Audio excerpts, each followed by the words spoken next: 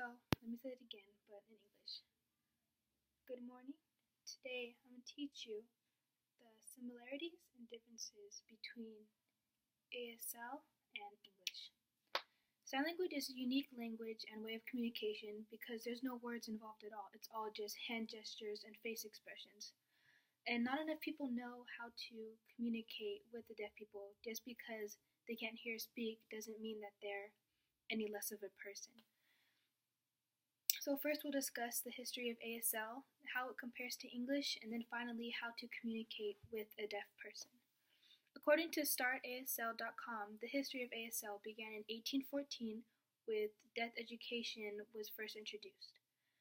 Dr. Thomas Hopkins Gallaudet started the first American school for the deaf, and it was established in Hartford, Connecticut in 1817. The school grew quickly, and deaf students all over the U.S. came to attend Gallaudet. And by 1863, 22 deaf schools in the U.S. were established. Sadly, Thomas Hopkins Gallaudet died in 1851, but his son Edward Miller continued his legacy in deaf education. Edward always wanted to establish a deaf college, so he presented the idea to Congress, and they passed legislation in 1864 to issue college degrees at the Columbia Institute, which was the first deaf college. In 1886, the school was renamed Gallaudet University in honor of Thomas Hopkins Gallaudet, and to this day it is the first and only deaf university in the world, and is located in Washington, D.C. So now that you know how the language was taught, let's move on to how language compares to English. ASL is not English on the hands. A quote by Colin Matthew Belt, July 18th, 2013.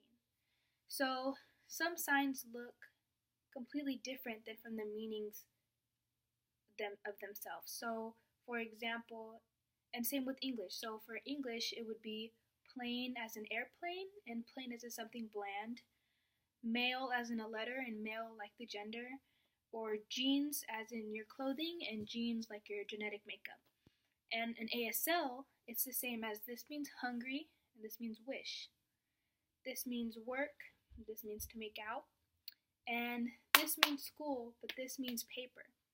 And so, just like English, there are certain words, and as in hand gestures, that can mean something, look some way, but mean something else. In ASL, you rely a lot on facial expressions to emphasize words that you would, as if you were to change your tone in English. So in English, you would say, I hate doing homework. So you'd emphasize the hate. And so in ASL, to say I hate doing homework, you'd use this motion, hate homework. So you'd be a hate. So you want to use your face, scrunch your face, eyebrows, stuff like that. And a difference between ASL and English would be the sentence structure. So in English, you would say, I have 5 cats. And in ASL, you would say, 5 cats have me. And so, it means the same thing, but the structure of it is different. So now that we've compared English and ASL, let's move on to how to communicate to a deaf person. It's very important to remember, just because deaf people can't speak, it doesn't mean that we have to avoid them or treat them differently or be scared to approach them, because they're just like a normal person like anybody else. According to the Atlantic newspaper article, there's a controversy that hearing people assume that deaf people want to take advantage of any method that could help them become part of the hearing world, such as a cochlear implant that they get. But sign language is a culture and community in of itself. And some people believe that hearing aids open a door to the hearing world, but don't allow deaf people to embrace who they are because society makes them feel less because they can't hear.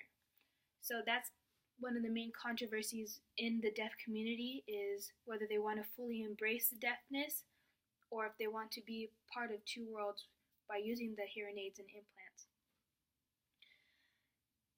And so how to confront a deaf person is you want them to take the lead first of all, because it might be important for them to get your attention. Some do's would be to make eye contact, speak slowly and clearly, offer paper and a pen to communicate, because just because they're deaf doesn't mean that they have like supervision and they can read your lips perfectly. That's actually one of the hardest ways for them to communicate. Or gently tap on their shoulder to get the attention. And most importantly, you want to be patient when trying to communicate with them because, it's scary for both of you guys. Some don'ts would be don't wave your hand in their face all frantically. Don't dumb down what you're trying to say, like really emphasizing your words. They actually hate that. Don't get upset or frustrated when they're trying to talk to you, and don't leave or ignore them. And this should go without saying, but don't grab them, shake them, poke them, or anything like that, because that's just rude in general to anybody. So in conclusion, ASL was brought to America in the early 1800s, where Thomas Hopkins Gallaudet made it his mission to provide education for the deaf in America. Even though ASL stands for American Sign Language, this doesn't mean that it's the same language as English. ASL is its own language, culture, and has its own community. And just because somebody is deaf, it doesn't mean they're any less of a person than any of us. Sign language is a unique language and way of communication because it uses no words whatsoever. It just uses hand gestures and facial expressions and body language.